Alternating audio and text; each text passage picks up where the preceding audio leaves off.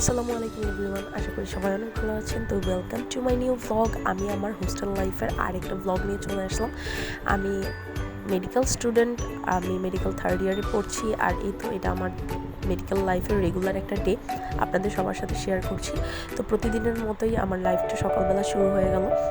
এটা আমার রুম, আর এখানে হলো আমরা 3জন থাকি। এই রুমটার মধ্যে আরও অনেক মানুষ ছিল আগে, বাট ওরা রুম শিফট করে নিয়েছে। তো আমরা এখন 3জনই আছি। সকালবেলা আমি আমার ফেস ওয়াশ আর ব্রাশটা নিয়ে এতে চলে আসলাম। একদম কর্নারের দিকে আমার ওয়াশরুমটা, আপনারা তো সবাই ইতিমধ্যে দেখেই ফেলেছেন আমার হোস্টেলের আরও ভ্লগে। এই তো সকালবেলা উঠে নিজেকে একটু দেখছিলাম। ঘুম থেকে ওঠার পর মুখ চোখ কি এরকম ফুলে যায়, তাই না? ভালো ঘুম হলে আর কি এরকম নাকি হয়। আমার ঘুম তো অলওয়েজই ভালো হয়। আর এই তো সকালবেলা উঠে ফার্স্টে হলো আমি ব্রাশ করে ফেস টেস ওয়াশ করে আমি কিছু খেয়ে নিই, লাইক একদম নর্মাল। ফার্স্টে তো আমি 1/2 লিটারের মতো পানি খেয়ে নিই খালি পেটে। অবশ্যই সকালবেলা এটা আপনাদের সবার করা উচিত। সকালবেলা উঠে আপনারা 1/2 লিটার পানি খালি পেটে খাবেন।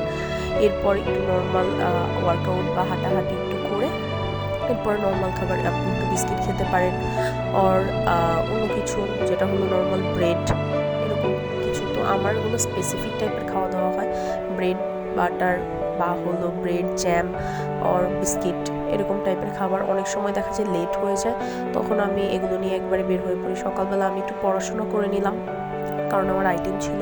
আর ওই দিন আমার সকালের একটা ক্লাস ছিল না, যার কারণে হলো আমি সকালবেলা একটু লেট করেই ঘুম থেকে উঠেছিলাম। উঠে আমি আমার আইটেমের পড়াটা শেষ করে নিলাম। ওই যে আমার যে রুমমেট পিছন দিয়ে গেল, আপনারা তো দেখতেই পারলেন সবাই, ও আমার এই রুমে থাকে। ওর নাম হলো মুনিয়া। আর আমার আরেকটা রুমমেট আছে, ও হলো আয়শা, যাকে আপনারা সবসময় আমার ভ্লগে দেখেন। আয়শা হলো আমার মেডিকেল লাইফের সবচেয়ে ক্লোজ ফ্রেন্ড। তো ওই দেখা যায় যে ওর বাসা থেকে আসা যাওয়া করে ক্লাস করে, আর যখন এক্সাম থাকে বা কোনো নেসেসারি মনে হয় তখন হলো হোস্টেলে এসে থাকে। ম্যাক্সিমাম টাইমে দেখা যায় যে আমি আর মুনিয়াই থাকি, আর আমিও দেখা যায় যে ম্যাক্সিমাম টাইমে থাকি না, বাসায় এসে যেই ক্লাস করি, অ্যাজ বাসা অনেক কাছে। তো যার কারণে হলো আমি বাসায় এসে যেই প্রেফার করি। বাসাটা কাছে হওয়াতে অনেক হেল্প হয়েছে, এর জন্যই মেনলি এই মেডিকেল কলেজে ভর্তি হওয়া। আদারওয়াইজ আমি ফার্স্টে যখন অ্যাডমিশন দিয়েছিলাম, আপনারা তো সবাই জানেন, আমি তখন হলো শাহজালাল বিজ্ঞান প্রযুক্তি ইউনিভার্সিটিতে চান্স পেয়েছিলাম। ওইখানে ইঞ্জিনিয়ারিং সাবজেক্টে চান্স পেয়েছিলাম, যেখানে হলো পরবর্তীতে পড়া হয়নি। আসলে পড়ার ইচ্ছা ছিল না ইঞ্জিনিয়ারিংয়ে, আব্বুর ইচ্ছা ছিল যে মেডিকেলে পড়বো, নিজেরও ইচ্ছা ছিল মেডিকেলে পড়বো। তো যার কারণে এখানেই ভর্তি হওয়া। আর বাসার কাছাকাছি যেহেতু আম্মু একবার দেখেছে মেডিকেল কলেজটা, এসে পরবর্তীতে ভর্তি করে দিয়ে গেছে। সেকেন্ড অপশন আসলে দেখার সুযোগ হয়নি। এরপরে আমি পড়াশোনা করে নিয়েছিলাম। সকালবেলা আমার ফরেন্সিক আইটেম ছিল, পড়েছিলাম। এরপরে আমি রেডি হচ্ছিলাম, আর আমি একটু আস্তে ধীরে রেডি হচ্ছিলাম, বললাম যেহেতু আমার হলো সকালের ক্লাসটা ছিল না, তো যার কারণে আমার একদম ডিরেক্ট গিয়ে আমি আইটেম দিব। আর এরপরে যে পিছনে যে খালাকে আপনারা দেখছেন, উনি হলো আমাদের হোস্টেলে কাজ করে। এরকম অনেকজনই আছে আর কি। কয়েকজন খালা আর কি মিলের দায়িত্বে আছে, যারা হলো রান্নাবাড়া করে। আর ওনারা হলো হোস্টেলের দায়িত্বে আছে, যারা হলো ঘরটর মোছা, ঝাড়ু দেওয়া, এরপরে হলো ফ্যান টেনিংগুলো পরিষ্কার করা, মানে আনুষঙ্গিক যা যা কাজ থাকে একটা হোস্টেলের, তো এগুলো সব করে। তো আমার একটু ঠান্ডা লেগেছিল, তখনও আমি কাশছিলাম। আমার একটা নর্মাল প্রবলেম কি, সিজন চেঞ্জ হোক, আমার একটু হ্যাবিটে চেঞ্জ হোক, আমার হলো খুব তাড়াতাড়ি ঠান্ডা লেগে যায়। আর ঠান্ডা লাগা মানেই আমার হলো গলা ভেঙে যাওয়া, তারপরে কাশ, তারপর হলো সাইনোসাইটিসের প্রবলেম, মানে সব কিছু মিলে মানে হ্যাফাজার্ড একটা অবস্থা হয়ে যায়, খুব খারাপ অবস্থা হয়ে যায়। যার কারণে আমার খুব মানে কেয়ারফুলি চলাচল করতে হয়। আসলে ডাস্ট অ্যালার্জি এটা ওইটা থেকে অনেক সময় ঠান্ডা লেগে যায়। আর এখন আমি যে ভয়েস ওভার দিচ্ছি, আমার এখনও ঠান্ডা লেগে আছে। আমার ভয়েস শুনে হয়তো বা আপনারা বুঝতে পারবেন। তো যাই হোক, এরপরে হলো আমি ট্রাই করি একটু কেয়ারফুল থাকার। আপনারাও সবাই যাদের এরকম সমস্যা আছে, অ্যালার্জির সমস্যা বা এরকম ঠান্ডা কাশির সমস্যা আছে, তারা একটু কেয়ারফুলি চলাচলের চেষ্টা করবেন। যদি আমার আম্মু আমাকে অনেক বকে ঠান্ডা পানি খাওয়ার জন্য, আমি বাসায় আসলে শুধুমাত্র ঠান্ডা পানিটা খেয়ে থাকি। হোস্টেলে আসলে ঠান্ডা পানি খাওয়ার সুযোগ নেই, কারণ হোস্টেলে হলো আমাদের 2টা ডিপ ফ্রিজ আছে। ওইখানে হলো সবাই মাছ, মাংস, তরি তরকারি এসব জিনিসই রাখে, যার কারণে হলো ঠান্ডা পানি রেখে আমার খাওয়াটা, ওইখান থেকে একটা স্মেল আসে। আমার এমনি মাছ মাংসের স্মেল সহ্য হয় না, ওইখান থেকে আমি আবার পানি রেখে বের করে খাবো ইম্পসিবল, সম্ভবই না। তো তো বাসায় আসলে দেখা যায় যে ঠান্ডা পানি খাই একদম গরম থেকে এসে ওইগুলোর জন্য দেখা যায় যে একদম ঠান্ডা লেগে যায় ইনস্ট্যান্ট। তো আপনারা কিছু মনে করবেন না, হয়তো আমার রেডি হওয়া দেখে বিরক্ত হয়ে যেতে পারেন। আসলে আমি একটু স্লোলি রেডি হচ্ছিলাম, আমি চাচ্ছিলাম যে খালা ঘরের সব কাজ টাজ করে একবারে বের হোক, উনি ঘর ঝাড়ু দিচ্ছিল, ঘর মুছবে আর টুকটাক কাজ ছিল এগুলো।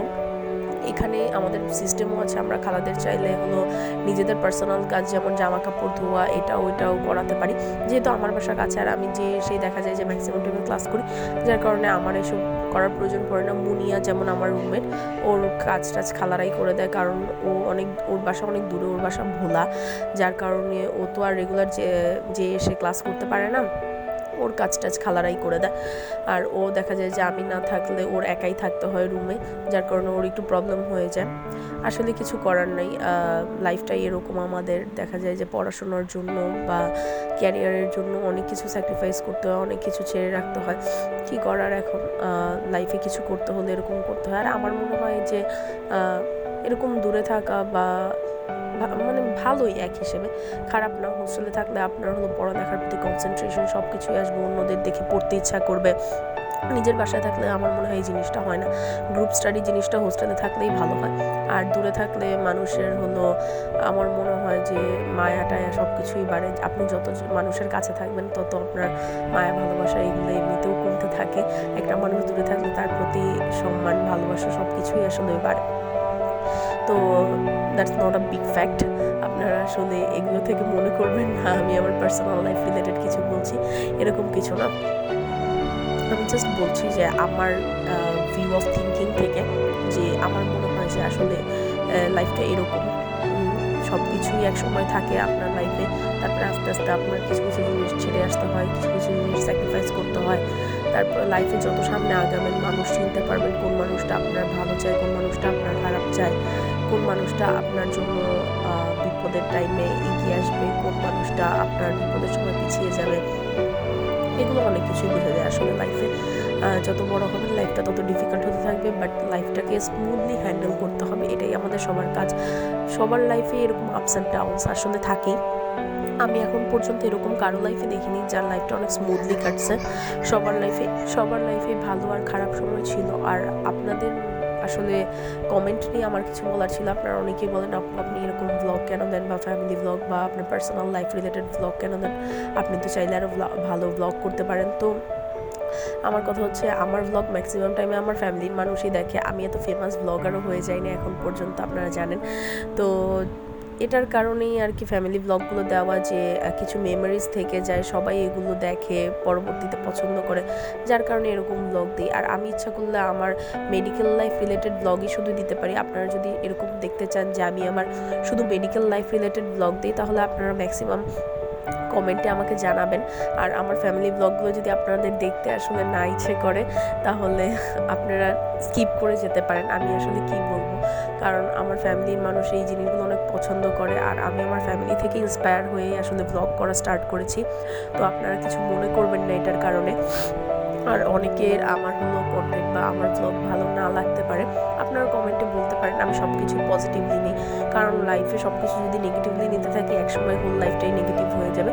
সব কিছু থেকে পজিটিভ কিছু নেওয়ার আছে। তারপরে আমি হলো বিছানার নিচে জুতা রেখেছিলাম, জুতা নিয়ে নিলাম, একটু বডি স্প্রে আর একটু হ্যান্ড স্যানিটাইজার দিয়ে নিলাম হাতে। এরপরে আমি হলো বেরিয়ে যাচ্ছি ক্লাসের জন্য, ক্লাস করব, এরপরে ওয়ার্ক করব, এরপরে হলো আবার back to normal hostel life, মানে ক্লাস থেকে এসে যা যা করি আপনাদেরকে তো সেগুলো দেখাবো। আমি হলো যাচ্ছিলাম লাইব্রেরিতে, মেইনলি লাইব্রেরিতে একটু কাজ ছিল, এরপরে হলো ক্লাসে যাব। আর ক্লাসের সময় তো আর ভিডিও করা যায় না, এটা তো আপনারা সবাই জানেন, যার কারণে ক্লাসের ভিডিও আমি দিতে পারি না। আর অনেকে হলো কমেন্টে বলেন যে আপু যদি এইচএসসিতে প্লাস না থাকে তাহলে কি আমরা চান্স পাবো কি না মেডিকেলে। অবভিয়াসলি চান্স পাবেন যদি ফর্ম তোলার ক্যাপাবিলিটি থাকে, মানে পয়েন্টে এসে পড়ে ফর্ম তোলার ক্যাপাবিলিটি, তাহলে অবশ্যই আপনারা ফর্মটা তুলে এক্সাম দিবেন, আর চান্স অবশ্যই হয়। এরকম অনেক মানুষ আছেন যারা হলো প্লাস না পেয়েও চান্স পায়। আমি ক্লাসে চলে আসছিলাম, এর মধ্যে আয়শা এখনও আসে নাই।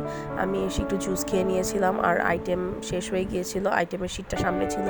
এরপরে আমি ওয়ার্ড করে রুমে চলে আসছিলাম। রুমে এসে একটু গোসল করলাম আর আমি একটু গ্রিন টি বানিয়ে নিচ্ছিলাম। এখানে হলো আম্মু যে আমাকে রেগুলার আমার খাওয়ার জন্য যে তরকারি দিয়ে দেয় ওইটা গরম করছিলাম। আর হলো এদিকে আমি আরেকটা জগে হলো ডিম সিদ্ধ করতে দিয়েছিলাম, ডিমটা ছুলে নিয়েছি। তো এখন আমি ফার্স্টে কলেজ থেকে এসে যেটা করি, কলেজ থেকে এসে আমি শাওয়ার নিয়ে ফ্রেশ হয়ে একদম মানে এর মধ্যে শাওয়ার যখন নিতে যাই তখন আমি ডিমটা সিদ্ধ দিতে দিয়ে যাই। এরপরে আমি শাওয়ার থেকে এসে ডিমটা সিদ্ধ যে থাকে ওইটা আমি ছুলে নিই, ছুলে এই ডিমটা ফার্স্টে খেয়ে নিই। আর এর মধ্যে আমি হলো ফ্রিজ থেকে, কলেজ থেকে যখন আসি তখন আমি ফ্রিজ থেকে আমি আমার তরকারিটা বের করে নিই, তরকারিটা গরম করতে দিয়ে যাই।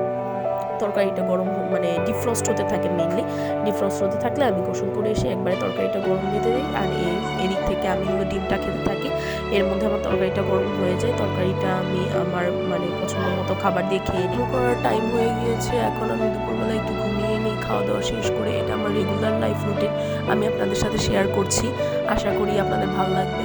আমি দুপুরে প্রতিদিনই এরকম একটা ন্যাপ নিয়ে নিই 2 ঘন্টার বা 3 ঘন্টার, কারণ সকালবেলা অনেক তাড়াতাড়ি ঘুম থেকে উঠতে হয়। এর পরের দিন ছিল হলো একদম ডিরেক্ট ওয়ার্ড থেকে শুরু করেছি, ওয়ার্ডে হলো ক্লাস হচ্ছিল। আর এই ব্লগটা মেনলি হলো মাঝখানে যে ঝড় হয়েছিল না রিমাল, ওইটার টাইম আর কি, ঘূর্ণিঝড় রিমাল, তখন ওইটার টাইমে ব্লগটা করা। এরপরে লাইব্রেরিতে কিছুক্ষণ এসে গ্রুপ স্টাডি করে নিলাম। আমি আয়শা ছিলাম আর এটা আমার ফ্রেন্ড মেহেদি, ও ছিল।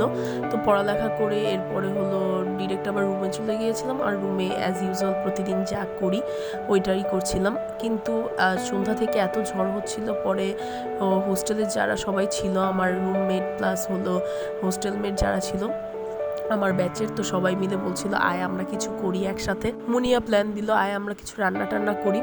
তো আমার যে হোস্টেলের পাশে বা কলেজের পাশেই হলো আমার ফ্রেন্ডরাও অনেকে আছে বাসা ভাড়া নিয়ে থাকে, ওরাও চলে আসছিল কাছাকাছি যেহেতু। তো সবাই মিলে কাটাকাটি করছিল, এদিকে পেঁয়াজ, তারপরে হলো মুরগির মাংস। ওদের এত সাহস, ওরা এর মধ্যে বাইরে গিয়ে আবার মাংসও কিনে আনছে, যা যা দরকার আনুষঙ্গিক। সবার কাছে তো সব কিছু সবসময় থাকে না, কারণ হোস্টেলে সবাই মিলে খায় ম্যাক্সিমাম, আর আমি তো বাসার খাবার খাই। তো সবাই গিয়ে বাজার টাজার করে আনছে, আলু, মাংস। তারপরে তো ওরা মাংস কাটতেছিল, ওরা মাশাল্লাহ দিলে সব পারে।